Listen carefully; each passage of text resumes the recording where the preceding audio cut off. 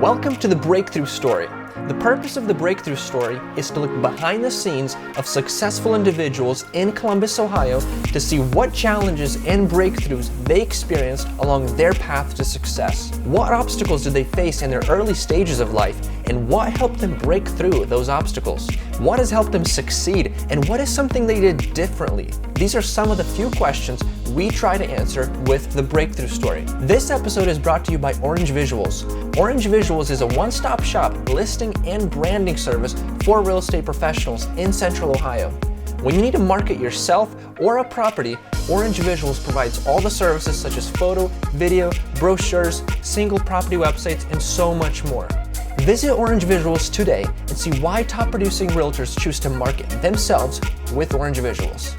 Well, Lauren and Jen, thank you so much for joining me for the Breakthrough podcast. I'm excited to have you. Thank you. I've heard a lot of good things about you. I've seen you guys on basically every part of the Columbus real estate market. So it's an honor to have you and to get to know you guys better. Here we're going to basically look at your breakthrough, like how you guys got started in real estate, how you guys found your passion in real estate, and then what made you so successful. Perfect. Awesome. So if you could tell me a little bit before you guys got into real estate, like where did you go to college? I started at Otterbein playing soccer, and then I had an injury, so I graduated from Franklin University with a degree in law enforcement administration. Mm-hmm.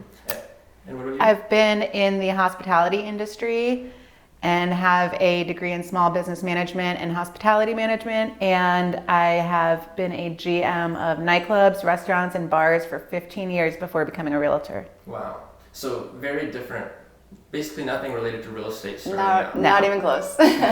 So how did it happen that you guys got into real estate? Like, did you guys like the appeal of being self-employed on your own, or was it the commission? Like, what was appealing in real estate? So our stories are pretty different. I tried to purchase my first home in 2012, and it was a short sale, and I was ignorant to the fact that I could have my own buyer's agent. So I went through the listing agent, and it was chaotic and terrible, and it fell through. So I started kind of reading up on what went wrong and studying real estate. And then I got to a point with my job that I was just very unhappy sitting behind a desk 8 hours a day. So I took a leap of faith, and here we are. Love it. And for me, I had hit my ceiling on as far as I could go in the hospitality industry. I was making six figures, extremely busy, driven, but I honestly just felt like I couldn't go any further and had a feeling there was something more for me. Mm-hmm. So I started taking online tests on different careers and where my personality should go with different realms of businesses, and real estate kept coming up. And I never thought I would be an agent, but I also took a leap of faith and gave myself a few months to see if I can figure it out. And here we are today. Mm-hmm. So like when you guys were in college, obviously studying your different degrees, what did you guys want to do with life? Obviously you did go through a career that didn't entail real estate, but what did you guys want to do with your life? What did you want to accomplish with your life? Did you have like aspirations to be something else? I knew that I always needed to own my own business. I don't do really well with authority. So at all. And I knew that there's something in my future that I wanted to own my own career, my own business. Mm-hmm. And that was important for me. For me, I came from a family of law enforcement, so I kind of just followed the family line. I really wanted to be DEA or ATF, which is drug enforcement or alcohol, tobacco, firearms. But when I blew my back out, I could not pass any physical testing or anything like that. So I actually jumped to communications as a major and was going to be a sports broadcaster. And oddly enough, back then I was so shy and timid that I was like, I could never be on camera. So I went back to law enforcement and got my degree, had 6 years working with the state of Ohio. It was great until I just got bored, honestly. Mm-hmm. And so it kind of seems like both of you were in the same boat in terms of your career right out of college. You guys are both either bored or just felt unfulfilled, or it just didn't sit right with you, and you were both looking for something else. Certainly a lack of fulfillment. Yeah, there's something about, now I understand, there's just something about an entrepreneur. Internally, you can't if you have it, you just can't work for someone else's dream. You've got to, like, your dream just kind of arises. I think that's true with all entrepreneurs, that there's something out there that you need to do. Like, something inside of you internally is always saying, you got, like, this is not what you're supposed to do. There's something bigger. And it kind of just like irks in you until you finally follow it. So like why real estate? Because there are so many different things in the entrepreneurial field that you could do. You could start an online store, you could start an actual store, you could do so many different things. What specifically about real estate attracted both of you? For me, I'm not very creative when it comes to like making things. I'm not crafty. I can cook kind of, but not, there was nothing that really stood out as like a hobby that I could turn into a profession. However, I am very analytical and I love numbers and I love, being out, not sitting behind a desk. So that's kind of where I was like, all right, I read up on this. I watch a bunch of HGTV now. I just purchased my own home, went through the process, and that's kind of how it came about for me. For me, I never even had an inkling. I actually remember when I purchased my second home, my agent was on the phone all the time. And I was like, God, I would never want that lifestyle. She is nonstop on her phone making calls. And I was like, I don't really like to be on the phone. You still don't? I don't like to take phone. I don't like to talk on the phone, but I am on my phone also all the time.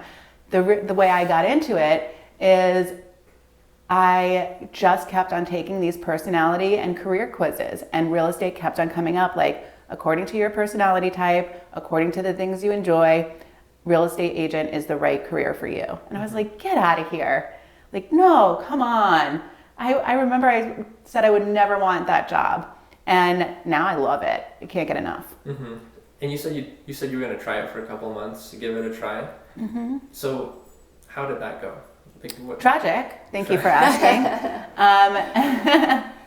No, it was, so for 3 months, I remember I took money out of my Roth IRA to pay for my bills and my family. And I was so nervous to be a full-time real estate agent and go all in because it's $0, 0 cents. So at that point, I had picked up 3 part-time jobs on top of being an agent. So for the first 3 months in my career, I paid the least amount of attention to real estate because I was so freaked out about making no money that I just started working all these other jobs just to get by. And that led me to realizing that I left my career to do one thing that I was really excited about, and I was paying 0 attention to it. So the week before Christmas, I quit all of my other jobs. I got licensed in September. Tell the full story about Bold and the breakdown in the bathroom. Oh gosh. Okay. So, no, what happened is there's a Keller Williams program called Bold.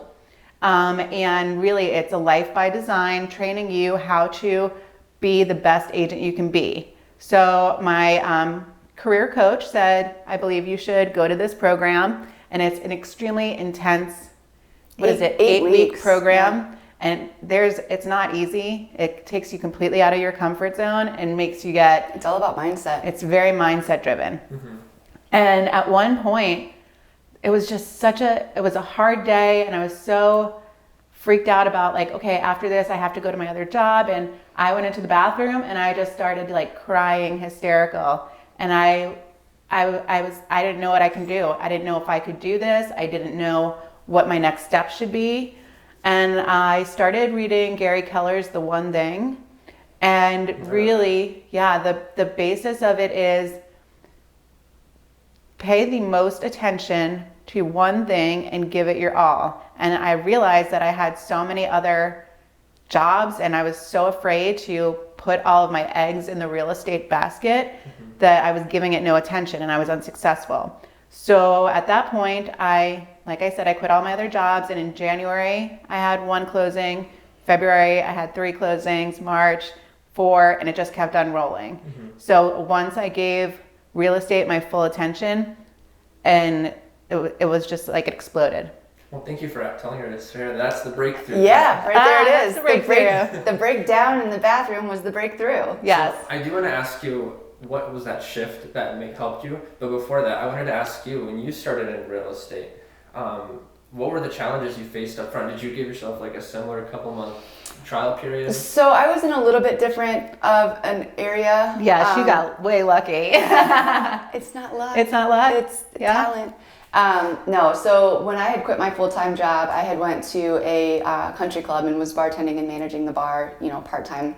And so I had some more time on my hands. I got all my classes done in 3 weeks. I started reading every book I could about your first year in real estate, set up all my social media, told everybody I was going to be an agent.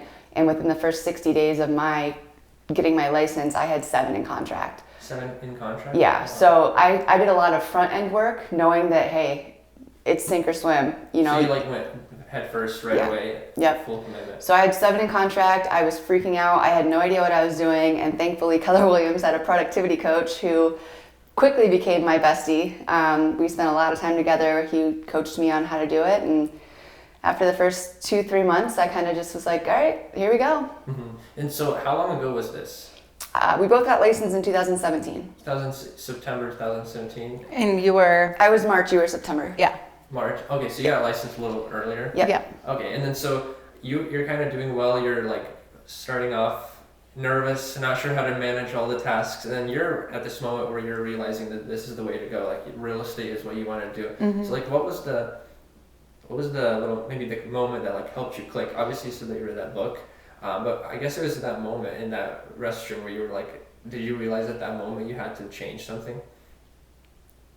Yes. And that sounds so funny to say, the restroom moment. Well, I don't know what else to replace. Right, no, I know. Honestly, I think it's more so of the pressure. It was like such an intense amount of, what are you doing? Pressure, pressure, pressure. And what do they say? No pressure, no Diamonds. No diamonds. Diamonds come from pressure. So it's such a point where finally I was like, something has to give. Yeah, something has to give. I think a lot of it too, just knowing you personally, knowing that a new year was coming. The first of the month is her favorite day of the year. It is. A fresh start, a new beginning. So I think that probably subconsciously had a lot to do with it. I have 12 New Year's Eves a year and 12 New Year's days.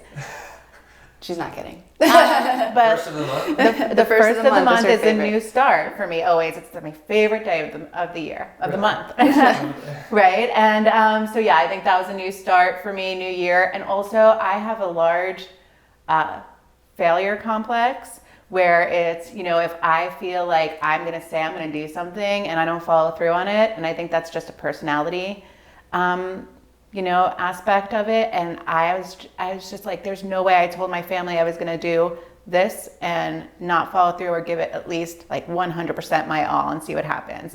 So that was my click. Like, all right, it's time to step up, make a change, and it's now or never. See what you do. If you fail, fine, but you got to do it, like put your all in it.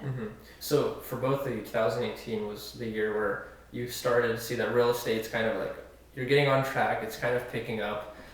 Is that right? Yeah. Well, in 2017, when we got licensed, we were both at the same brokerage, and we kind of knew the same people. We were both in the LGBTQIA community. So I think we kind of have talked a little bit here and there. Lauren suggested we have a happy hour together and bring like our friends. And I was like, well, who's gonna, like a business happy hour? And I said, well, who's gonna get the business, you or me? Because we don't share, we're individual agents. And I was like, nice try, Lauren, keep on going.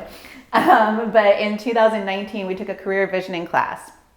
Basically, that really focuses on how do you hire, what are your weaknesses, what are your strengths, and what does your business look like? If you want to grow your business, because we were both interested in teams, if you want to grow your business, how do you find the right people and fit them in the right places? Now let's learn about personalities and let's learn about individuals and what their strengths and weaknesses are. So one of the tasks, it was a 3-day seminar. Yeah, there was 8 or 9 of us from the office went down. We always say it was in Cincinnati, and it was during a Tornadoes. It was a tornado warning. A tornado warning. And they had to evacuate everyone down to the bottom floor. So the hotel bar. 300 real estate agents at a hotel bar. So picture that. Yeah. That sounds like the real producer. It was a lot of fun actually. But so the next day we're answering this question. It's like, all right, put everything that you feel like is your highest strength in real estate. Go ahead and like write that down and everything you love about your career. Now put down on the other side things that you have to do to be a business owner, but it's not your favorite. Mm-hmm. For me, everything that's not my favorite is all of the analytical work, numbers, behind the scene computer stuff. I'm a very high D, 99% on our disc test. So I'm a driver. I need to be out in front of people. I need to be social. I'm go, go, go. Sitting down at a computer is like torturous for me. Mm-hmm. So Lauren, what were yours? I'm the complete opposite. I would rather stay behind a computer and figure out what's working and what's not working and figure out, a path. I could care less if I'm in front of people or not. I actually, at that time, preferred not to be. I've come out of my shell a lot. A lot, yes. You called me a turtle when you first met me. She was like yeah. Yeah. But yeah, I mean, I'm very adaptable though. But when we saw her strengths were my weaknesses, and my this was strengths. the same event, right? Yeah, Correct. so we were sitting next to each other and we had the completely opposite strengths and weaknesses. So that night when we got evacuated to the bottom floor and there's 300-ish real estate agents in the bar, her and I are sitting next to each other and we're both working, and she looked at me and she said, "What's it gonna take for you just to partner up with me?" And I was like, "All right, let's go. Let's do it." Was it really that easy? Well, we had talked about it. Yeah. We had been with Columbus Navigator, the online local advertising. It's kind of like Columbus Underground. We had partnered with them as we were co-working leads that came in through them. So she paid half of it, I paid half of it, and we were working those together just to kind of see, how the other one works. Do we really like each other? Yeah, we tested it out with Columbus Navigator first and just said, hey, any leads that come in here, let's work them together, take 50-50 and kind of see how this And works. then the turning point for me was right before we went to that Cincinnati thing. I was with one of our friends on a Friday night. We were at Pins downtown, just chit-chatting about how she wanted to buy a house. And by Sunday, Jen had her in contract. And I'm like, are you kidding me? And she's like, I was just having drinks with her 2 days ago. And I said, follow up. I did. And so it was just like one of those, haha, sucker. So it was like, I saw that happen, and then I saw that we were complete opposites happen, and then finally when she asked, I was like, I mean, this is clearly a sign that it'll work out. So June of 2019 is when we started the team. Mm-hmm. Yeah. That's awesome. So did you guys know that it would go, your career kind of explode? Did you guys know that this was the next step, or did you were we're just willing to try it out? No, I think it was very much so. We were both timid about it because think about we were both successful on our own, and now take your business and say, not only are you responsible for half of your income going to someone else, because we're complete 50-50. We went to all the business attorneys, did all the things. And you also have to hold your own, right? Mm-hmm. So let's say 1 month Lauren has 5 in contract and I only have 2. Now I feel like a loser.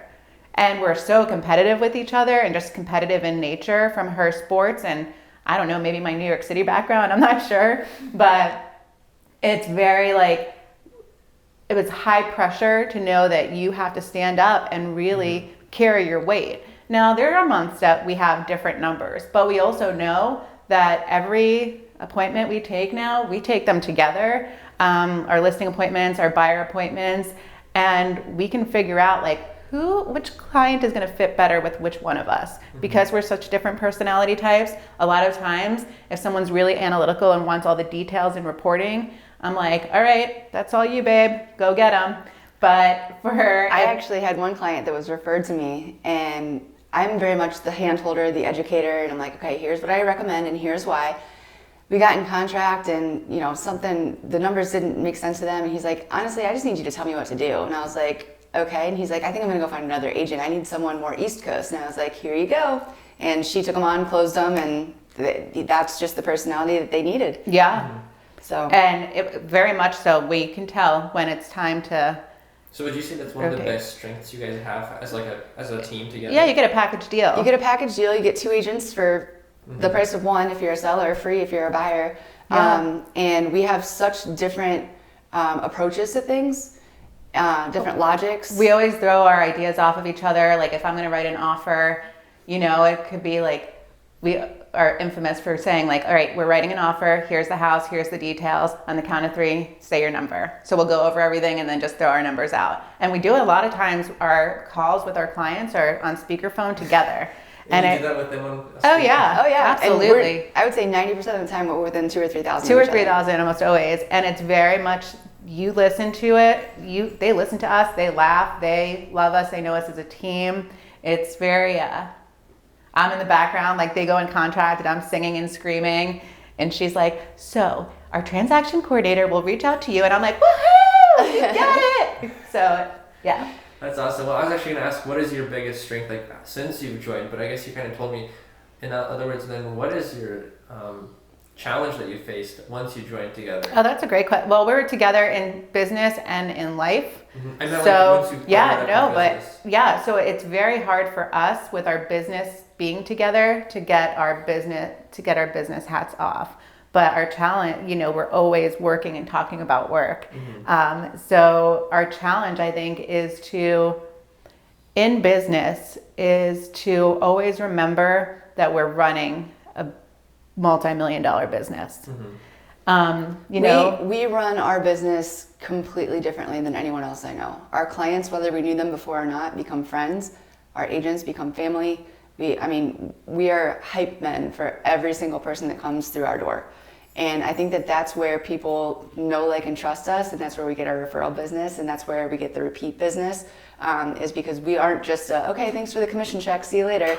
When we went down into lockdown last year, we took Jello shots to all of our clients, and we were like, hey, this really sucks, we're sorry, but, you know, here's a Jello shot. And we just go the extra mile and do everything for our tribe to show them that we're still thinking about them, we still care about them. I actually just had a client post, 2 weeks ago? I sold them a house 2 years ago, and they just had a baby, and we sent them a onesie that says LKW Home Team's team member in training. We've got the perfect crib for you. With a picture of and the she crib. posted it all over Facebook and had like 40 comments. I mean, it's awesome. little things like that, you know, other people don't do that kind of make us stand out. That's actually a good question I wanted to ask. Realtors in general, they have a challenge with the work-life balance just because of the nature of the job. Like if a client says, I want to see a home at 11 o'clock, you have to schedule for the next day.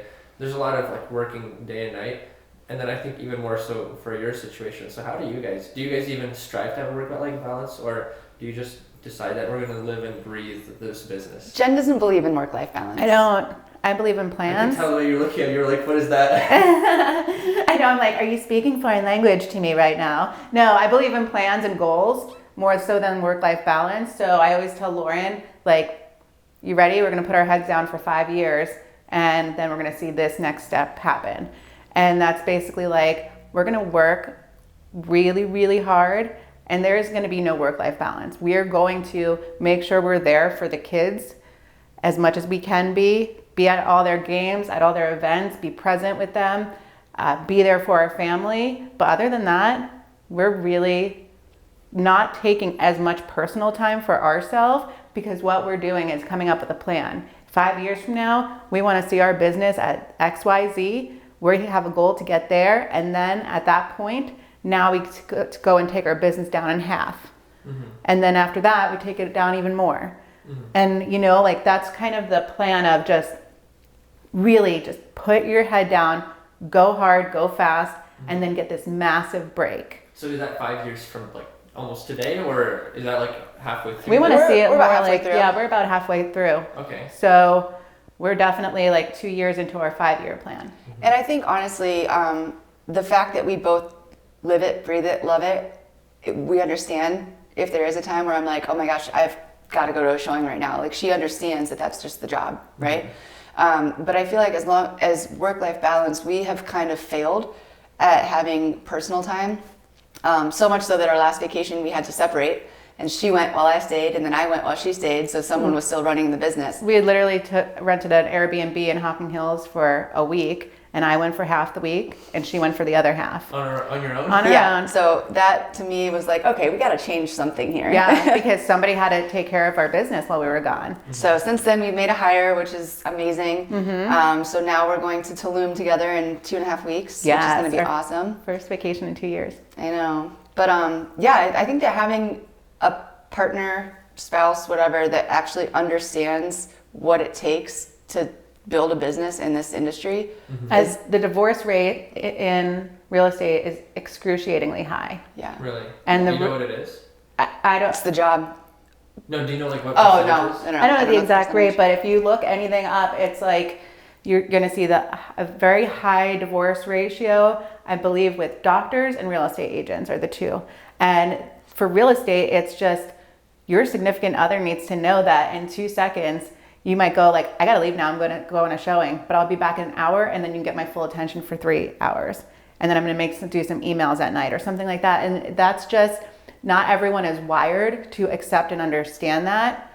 You know, a lot of the people that are maybe you're with and you love are going to be different than you. So they are not going to have that same understanding. They're like, well, I work from 9 to 5, and at 5 o'clock, I'm home, and this is my life, and this is what it looks like. And we're watching movies and making dinner, and sometimes it just can't happen. But if they're there with you and they can understand that, then you can show them, in this time frame, I'm going to make our life so much better. I just need you to stick with it. It's going to be really hard for a few years, and then it's going to be really great.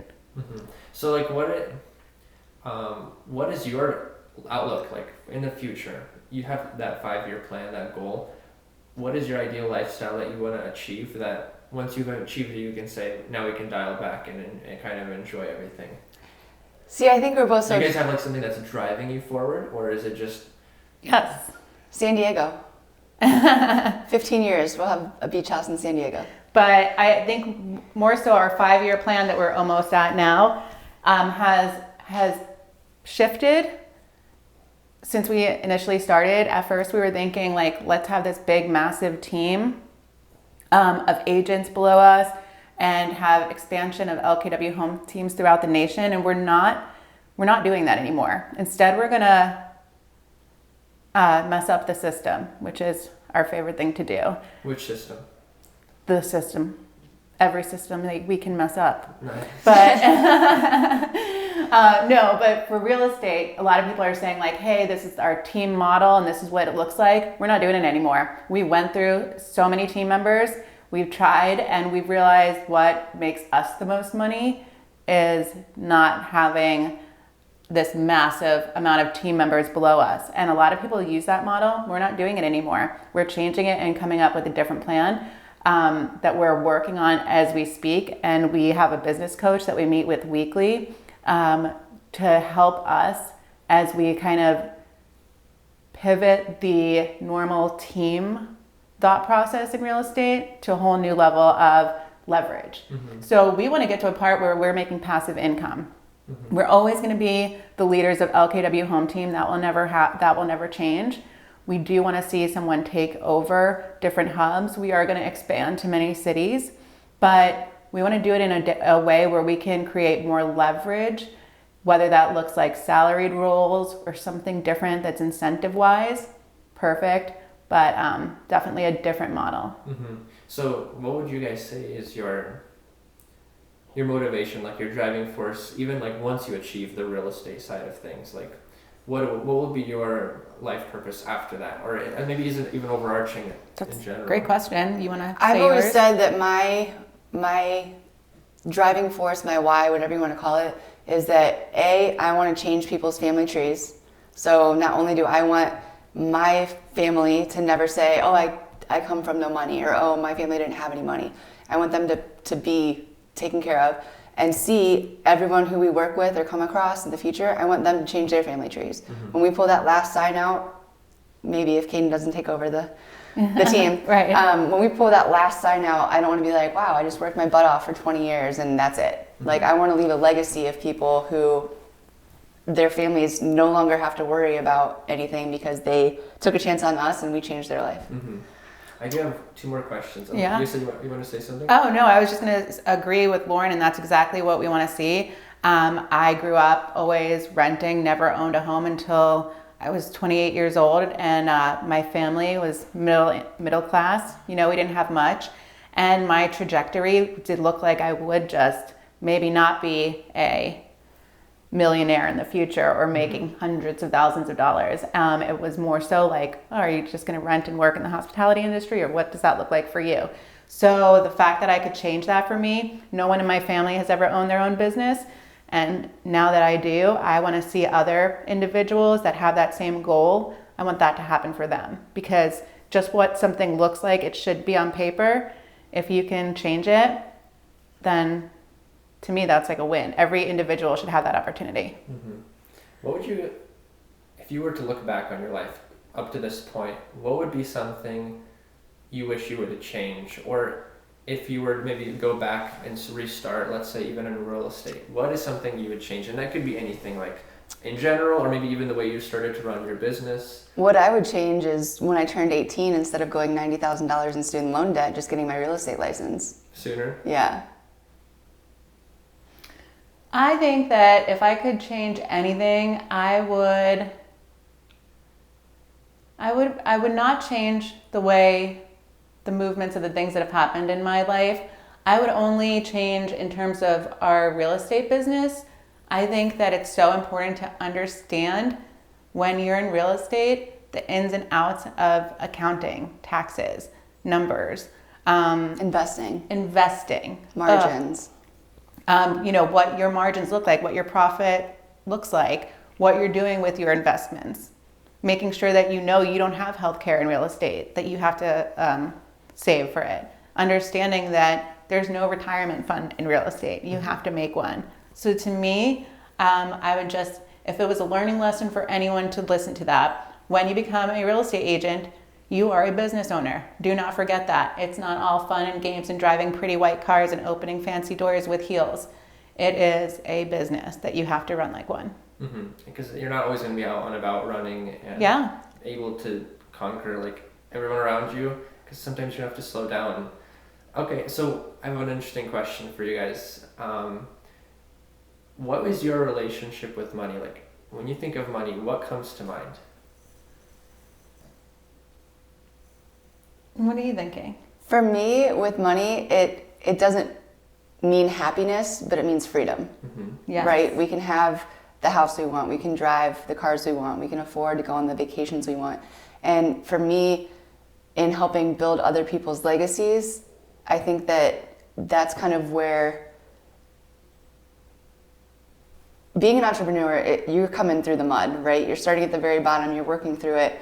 And that's where I think that women especially, and that's why we started our Empower Her podcast, it takes an army, right? So to get to a point where you're good with money and you're not desperate for money, that's kind of the click, right? Because if you're desperate, then you're not being ethical, because maybe not being ethical, but you're trying too hard and it shows. Where if you're not concerned with money, if you get to a point where you're like, okay, I got money in the bank, we're good, it becomes a lot less salesy. It's just fun at that point. Yeah, I see it as opportunity, really. I think of money as opportunities to change the way your family experiences life, the way others, you can help, be part of the community. And it's an opportunity for you, and I agree, it's financial freedom is something that is so powerful. Does money equal happiness? No. Does it bring you things to enjoy your life more? I would say yes. I have a temptation to ask a really hard question. Go for it. What do you guys think is the meaning of life? I mean, really? No. Well, I guess another way of asking that, what would be the purpose of life if there was no such thing as money? Oh, that's a good question. I would say being at ease with yourself, if that makes sense. If there was no money and all we did was just live, breathe, have family, friends, really just feeling good and comfortable within your own skin and feeling proud of who you are is what I would say the purpose would be. To really just be like, I love me. What about you? I would say the purpose of life is to be happy, make others happy, and leave the world a better place than it was when you got here. Mm-hmm. That's interesting. It's interesting to see how people look at life from different perspectives. Yeah. Mm-hmm. That's I mean, awesome. honestly, like, that's my only dying wish.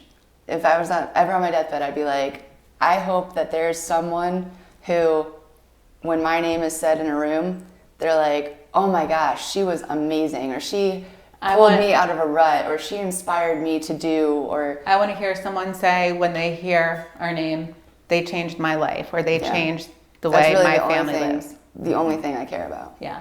And I think you mentioned something interesting, that you said that people want to have the inner peace. Mm-hmm. I think that's true for everyone. That's what the driving force is for a lot of people, that lack of peace. Yeah. They're always trying to, they feel that lack of peace, and then they're thinking, what can fill it? Maybe it's a better career, maybe it's more money, maybe it's more friends, Yeah. a better lifestyle. And what people don't realize is that The only person that can bring you inner peace is yourself.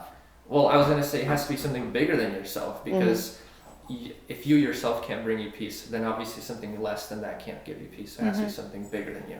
What would you say that would be? For me, it's to seek first the kingdom of God and His righteousness. Mm-hmm. Like when Jesus said that, what does it profit you if you gain the whole world but you lose your soul? Right. And so for me, it's, as Jesus said, peace I give to you. Peace I give to you. It's a gift. It's something Oh, you absolutely. have to earn. Yeah. Yeah. 100%. Yeah.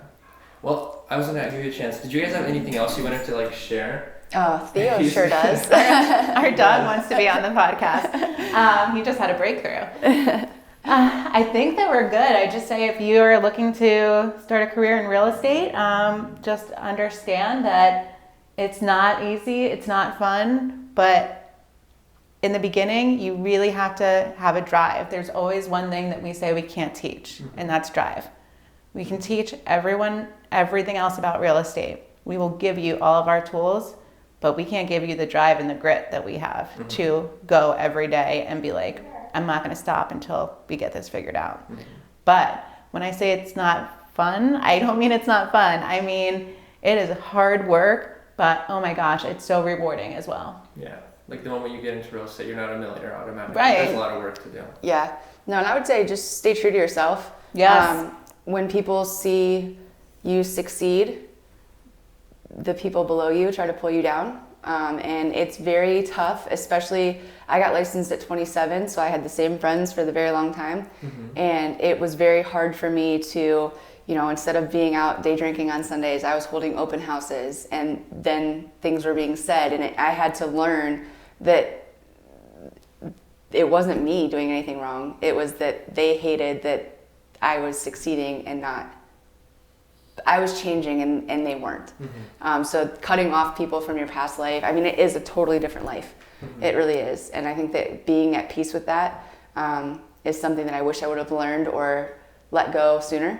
But yeah. Awesome. Well, thank you, Lauren. Jen, thank you so much for Thank your time. you. Of course. It was a pleasure to get to know you guys better, to hear your story, and I wish you the best.